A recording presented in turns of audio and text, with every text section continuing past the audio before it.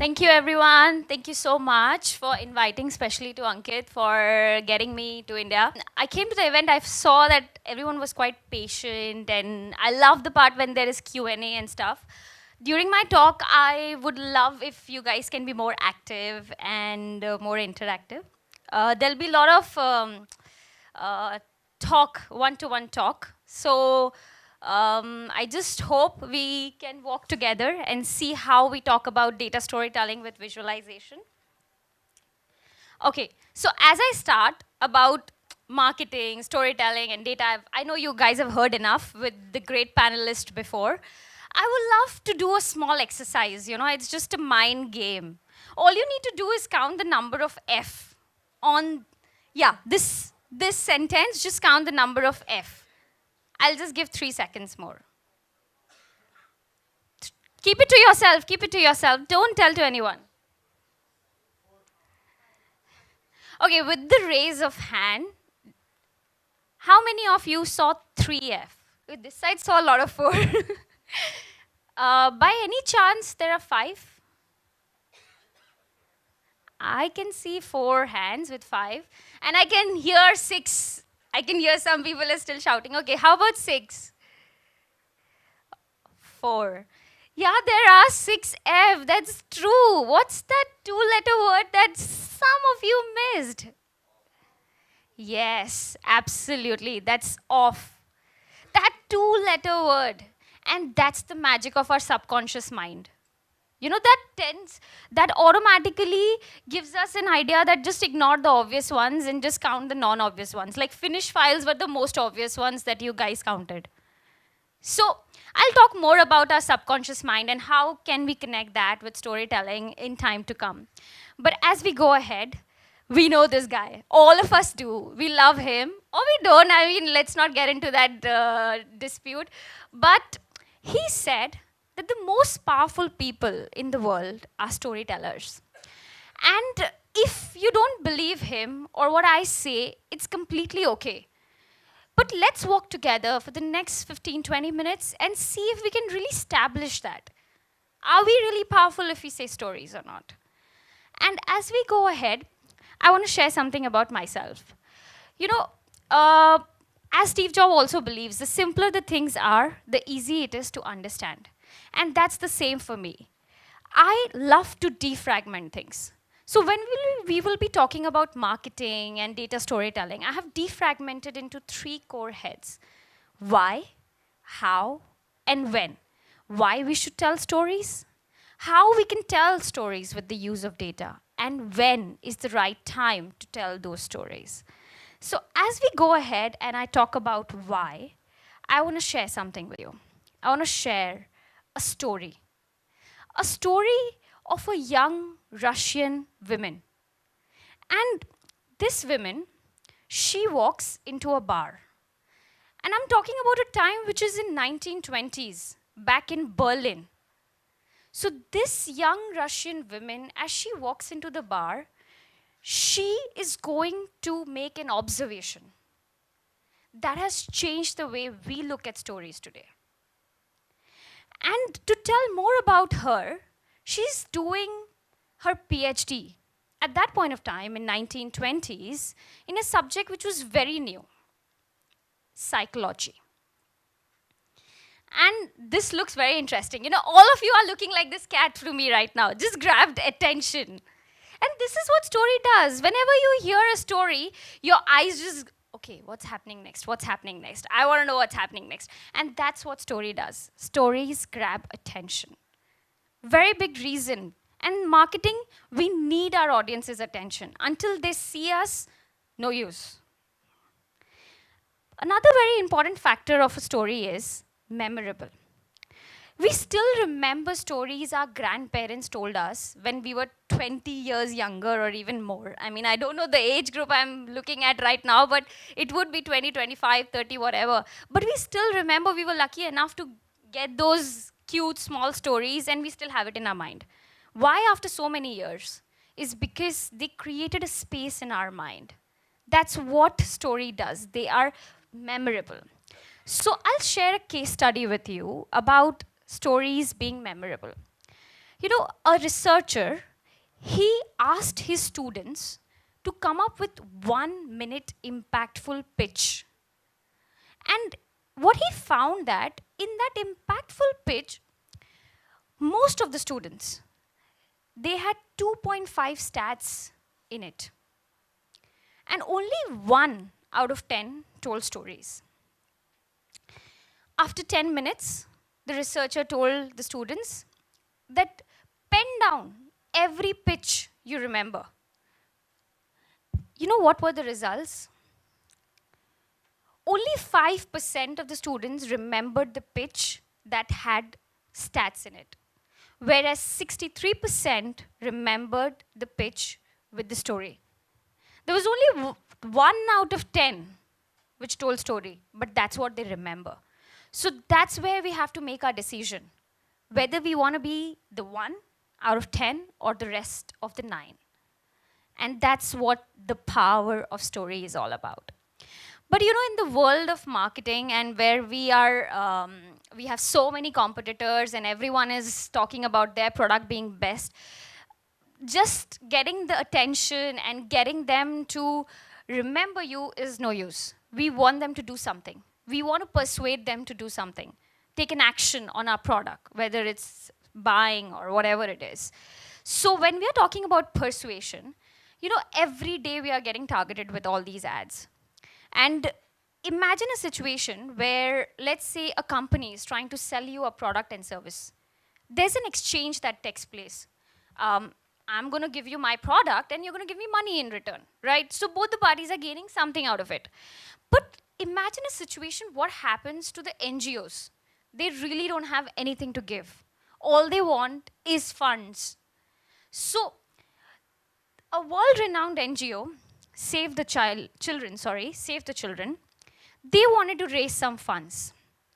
And what they did was, they came up with 2 copies of the same brochure, but with slight change. In the first copy, they put all the problems, the magnitudes, and the stats that the children of Africa were facing, because they wanted to raise funds for the kids in Africa. In the second brochure, they talked about the magnitude, but they also talked about the story. Story of a young little girl, 7-year-old, Molly. And she's suffering from severe hunger disease. And the results that came out, the funds that they raised out of these 2 brochures getting exposed to 2 different audiences, the story got them double funds than as compared to the stats ad. So this is what we need, at the point of time, as any marketer or any company, what we are aiming is to get conversions.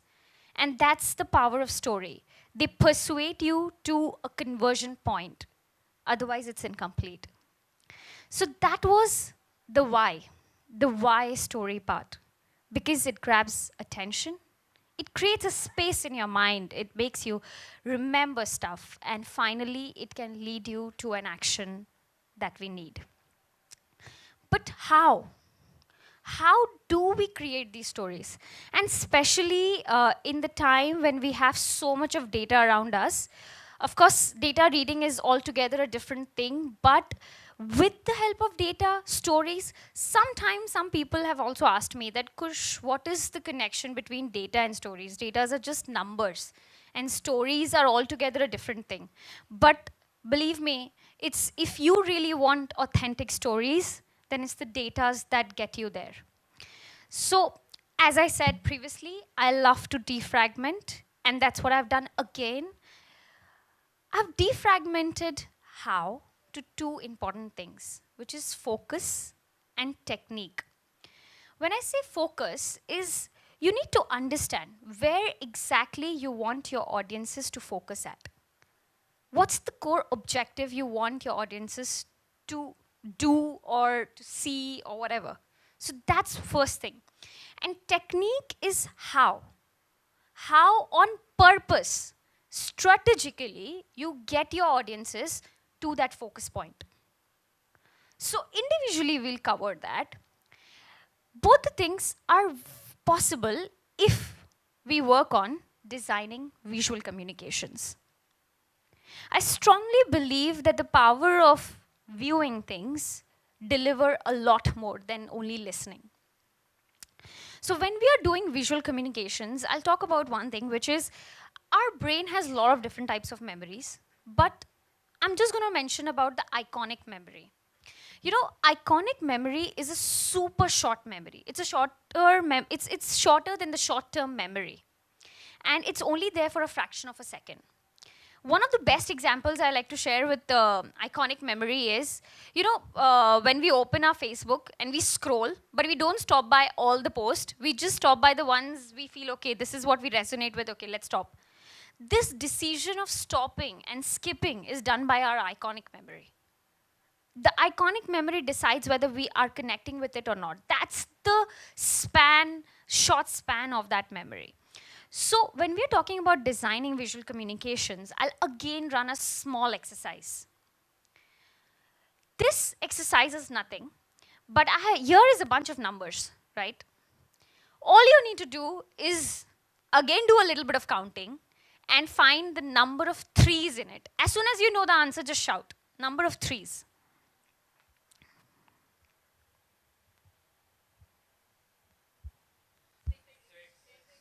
Yes, 6.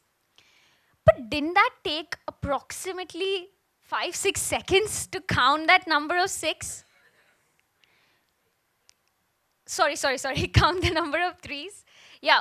The whole point here is that when I was talking about the iconic memory can be triggered. And as I mentioned, the focus is connected with the pre-attentive attribute of our brains.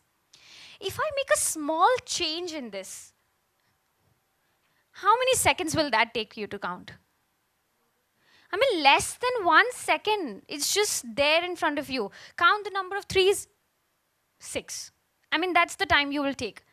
So I get you to focus on that immediately without wasting any time by using the intensity of color and getting you to see what I want you to see.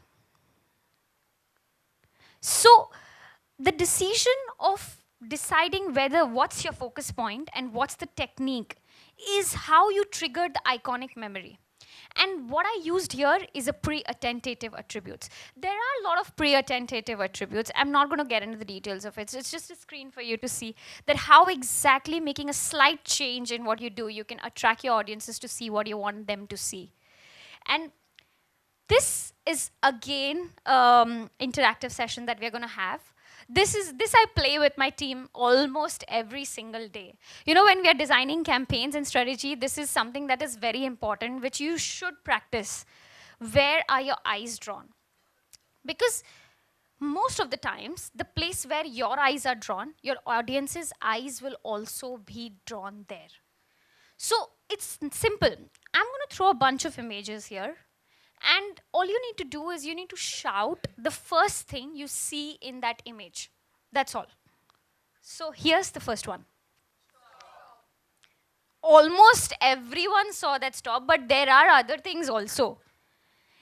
It's only because we played with the color red, taking maximum portion of that red in that image, highlighting with a white color background with a white color stopped sign.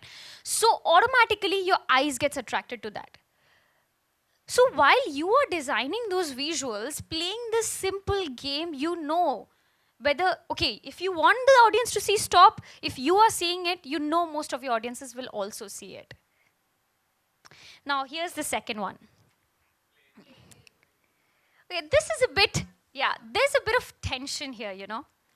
Some of you will see the plane and some of you will see the sun. Now, unless you want your audiences to feel that tension, you don't want to do this. Only if your objective is to get them into two different means to get them to see two things simultaneously in a confused manner with that tension, then you do this. Otherwise, you don't. Let's go next. Okay, this visual, it depends a little bit where exactly you are sitting in the hall. But for most of you, it might be the perennial sale sign with the pink color. And what happens, you have to notice when you see that sign, you go downwards towards the left. Your eyes immediately goes from there to the left. And you missed out the content in the first and the second quadrant, most probably in the third quadrant also. So all you got to see was the center pink perennial sign and they went downwards towards the left. So that's how most of your eyes are moving in that direction. And that's where you design your campaigns and you make sure that these focus points are correctly delivered to your audiences. Okay, you don't want to do this unless you have a birthday theme. Really, this is not something anytime you want to do this. There's no focus point in this.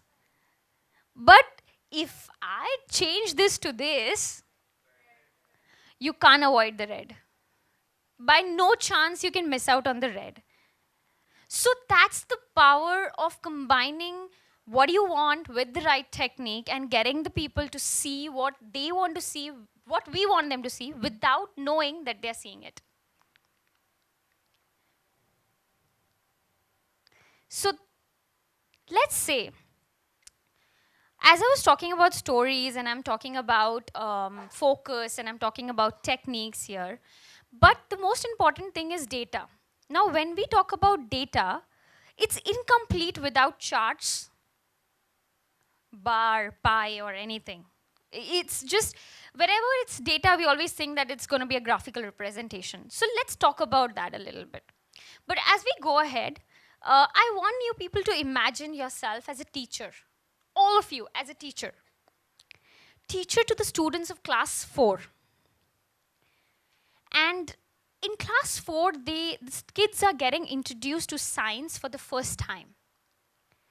And when they go ahead with that introduction, the teachers found that there's a normal problem with the mindset of the kids, that they assume science is a very difficult subject. And as they're stepping in to the 4th standard, they have that fear already in their mind. So what if the teachers decided, you people decided, that what if we run a summer learning program for science for the students of class 2 and 3? So before they step into 4, they're introduced to the science and we can get a feel of it. And the kids can get a feel of it. So these are the pie charts showing the before and the after results of the science learning program. And I'll let you absorb that for a second. Pre and post.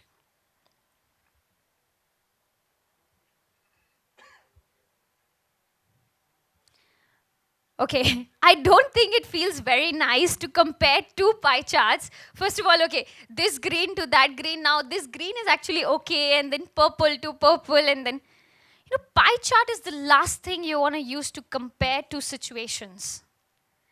And you have to be very careful. Most of the people I've seen, when they're making decisions for the chart, they just choose whichever is very beautiful. Whichever looks nice, okay, just go ahead. That's not true. Whenever you're choosing your graphs, you have to be very careful. This same graph, if I change it and I present it in this manner, where with the intensity of the color gray, I'm showing the pre, and the intensity of the color blue, I'm showing the post, in which the gray you can see 40% was pre, saying only okay, which later combined 30 and 38, 68%, had changed to kind of interested to exciting. Where we use the graph, the bar graph, to compare the two circumstances, it becomes a bit easy to understand, and the intensity of the color automatically draws your attention to the two most important focus points. But we can't copy paste the techniques to all our audiences. The point is, it's important to who you are talking to. In this case, because you're a teacher, you can talk to parents, you can talk to the kids, you can even talk to the budget committee to approve your budget for this summer learning program. Or you can also talk to the other schools to run this program. So there are different audiences who would like to receive this in a different manner. This might resonate with the budget committee. because they would like to know the details of how it was and how it is. But if you show this to the parents, they're going to run away. They're not interested in all these things. I mean, what, which number and stuff.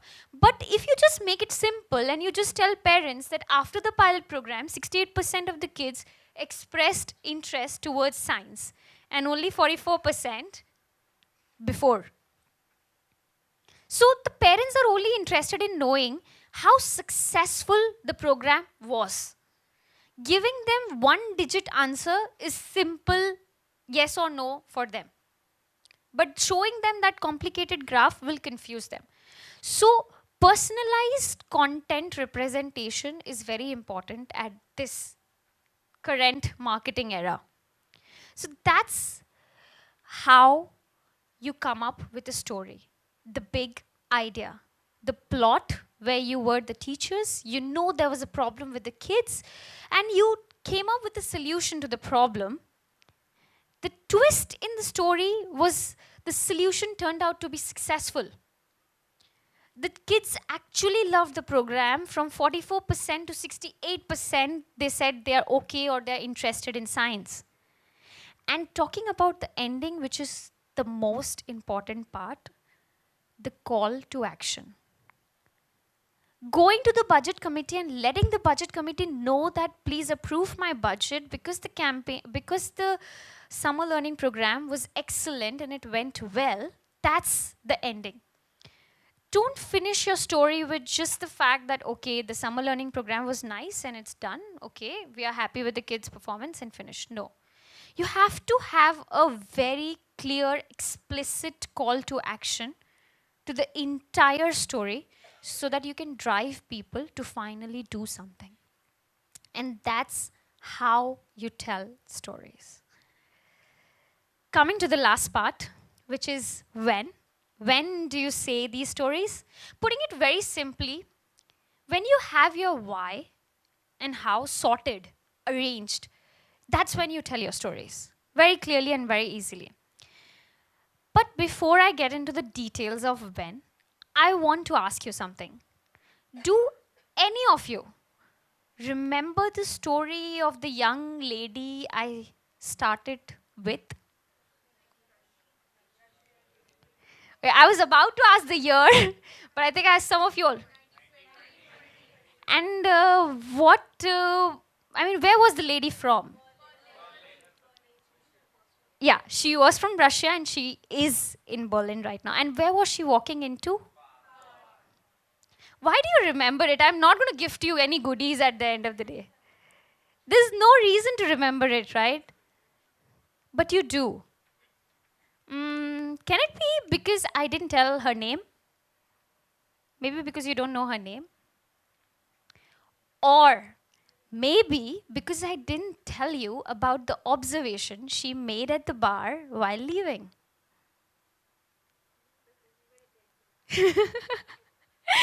That could be the reason too.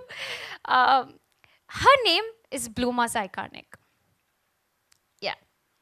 And the observation she made at the bar was she was noticing that the waiters would go around the table in large group and they would take orders. They would remember every order, but only until it was paid. As soon as the payment was done, the waiters used to forget about the order. And that's where she found the Zykarnik effect. That's how our mind works. Zykarnik effect is an effect of how exactly people tend to remember things which are unfinished. The story I started was unfinished. And that's why you remember it, and that's why we have the Zykarnik effect. And I love to call it cliffhanging. Because it genuinely feels like you're hanging from the cliff, not knowing what's happening next. You know, all the movies and stuff, I mean, since I'm in India, I can use Bahubali as a very good example. Or even Infinity Wars, they have left us cliffhanging. I mean, we're waiting for it. So this is how you leave people. And either they end up being watching it on Netflix or stuff if it's available, or otherwise, they just wait. That's the level of excitement, and that's what story does to you. As you unfold, it's unfinished, and once it is finished, then only you feel like, okay, yeah, it's over. So, when do you say stories? When you have your audience's attention. When you know where do you want them to focus at, and you're ready with your twist of cliff hanging. So that's when you tell stories. That was all, friends. Thank you so much for being so patient. But as I end, I love Isabella Lande, and she has said something very great, and I completely resonate with it. Silence before being born, silence after death. Life is nothing but noise between the two silences. And we have data. We really do. But we also have a lot of noise. How do we reduce the noise? Story. Thank you so much. Thank you.